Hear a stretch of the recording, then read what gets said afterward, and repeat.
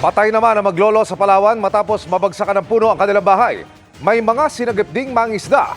Live mula sa bayan ng Coron, nakatutok si Mark Salazar. Mark!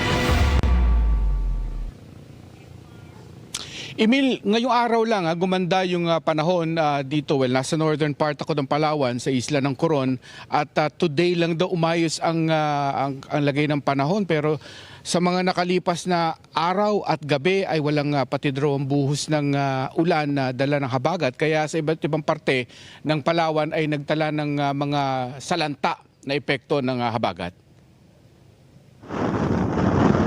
Nabalian sila ng kating. Na-rescue po namin. Dahil sa malakas na hangin at alon sa dagat na sakop ng Balabac, Palawan, kinailangang i-rescue ang dalawang sakay ng isang bangka matapos mabalian ng katig. Galing umano sa pagbebenta ng seaweeds ang bangka nang mangyari ang insidente. Nasa ligtas na silang kondisyon matapos masagip.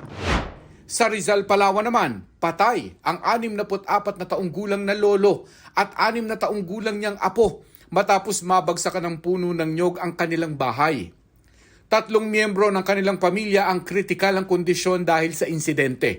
Tuloy naman ang clearing operations ng Coast Guard sa mga humambalang na puno sa Puerto Princesa, bunsod ng masungit na panahon. Ayon naman sa DPWH Mimaropa, ilang kalsada sa Palawan at Romblon ang hirap pa ring madaanan dahil sa mga bumagsak na pader at gumuhong lupa.